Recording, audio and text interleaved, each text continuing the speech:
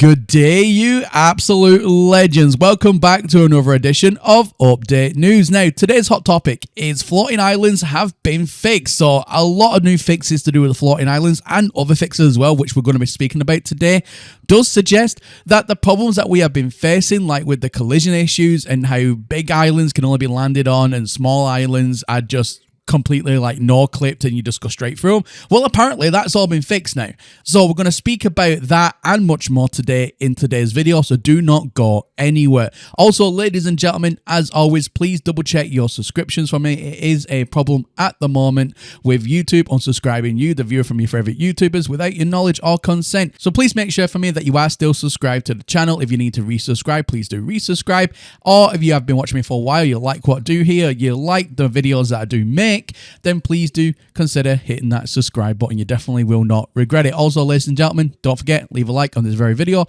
really does help me out a massive deal. So let's get right on into today's video. So ladies and gentlemen, I'm going to go off script now and we're going to speak about the two major experimental branch updates from the 7th and the 8th respectively. Going off script allows me to speak about things freely and you can get my true feelings and thoughts behind a lot of these fixes.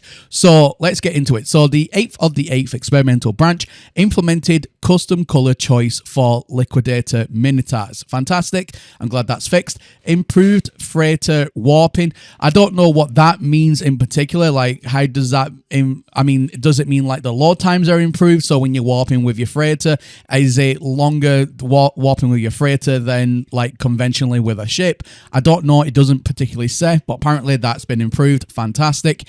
Fixed an issue that prevented Longshore S-Wing and Longshore C-Wing ship parts from being extracted when dismantling haulers. So if that's something that's affected you and you have been dismantling haulers, then hopefully this is now been fixed for you and you can get those wonderful S-Wing and C-Wing ship parts from the extraction process. Fantastic, great news. So experimental branch 7th of the 8th, which was not yesterday but the day before yesterday, improved collisions on floating islands. So that's big news because as we know that you can only at the minute land on massive islands, but when you want to jump to a smaller island, then you're not able to do so. But apparently this has now been fixed and I've got it from a good source that that's what this does entail with improved collision.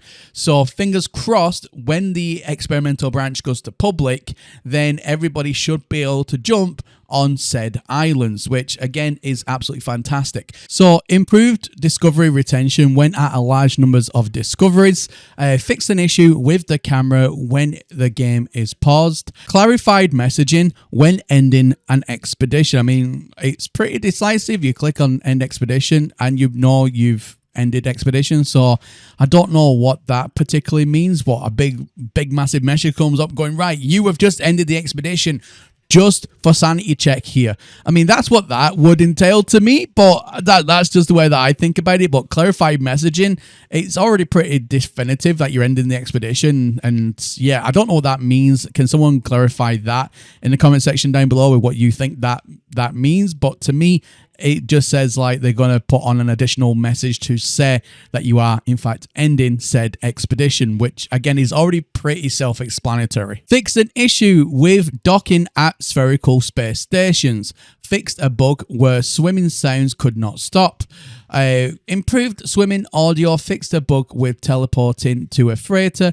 Added support for up to 8 mouse buttons. Oh, fantastic. So if you're on PC and you play with those MMORPG style mouses, I believe it's the Asus ROG something or other that has those like all those like mouse buttons that have like 15 like mouse buttons at the side, which are absolutely crazy.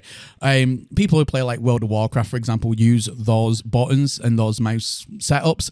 So if you are already using that, then you can now add additional 8 buttons. I think that's what it means. But yeah, fantastic. Fix an issue with water whilst editing terrain. Not something that I've personally noticed, but if you have, it has been fixed. Fantastic. Fixed an issue with floating island LODs. So again, this is another floating island fix, and it's really, really good to see. So I don't know if you've noticed, whenever you land on a big floating island, for example, and you jump off, you're always kind of like floating a little bit off the ground. Like it's almost like there's an invisible floor above the actual terrain. So you're never like truly on the island. You're just always slightly above it. Now that's part of the LOD of the island, and that's what that means. So apparently that then, if my understanding is correct about this, it might not be. I might be completely getting this wrong here, so take this with a pinch of salt.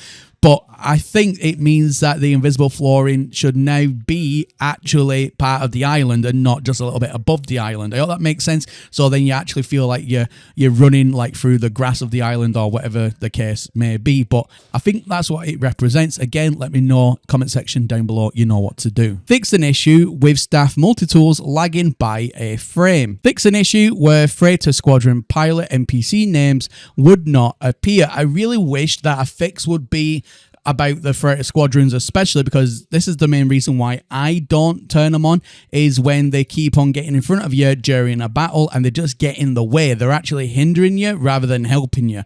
So I wish that would be a fix, but if you are having a problem with the freighter squadron pilots NPC names, then apparently that's now been fixed. Implemented water optimizations. So fixed a textured issue in reflections, fixed an issue which caused reflections to appear darker than they should, fixed an issue with jetpack trails being invisible in first person, improved quality of volumetrics on water planets. So a lot of water fixes. Again, really good to see that the new water physics that are absolutely unbelievable are getting the VIP treatment and are getting fixed. So they should run better and smoother and faster, which again is absolutely amazing.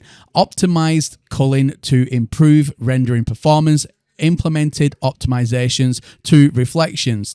Now, the next part of this is fixed. So just like ignore what it says on all the fixes here. So fixed navigational crashes, interference crash, a crash in the physics manager, should I say, rare loading crash, and crash related to creatures. So that's all the fixes in that section. And as you can see, ladies and gentlemen, there has been a massive amount of fixes in this experimental patch run up. So this time around, again, it will be the same. When can you expect the experimental patch to go to public? So obviously the experimental patch right now is available on PC, and anybody who is running the experimental variant can now get the latest and greatest and test them out and make sure that everything is all kosher.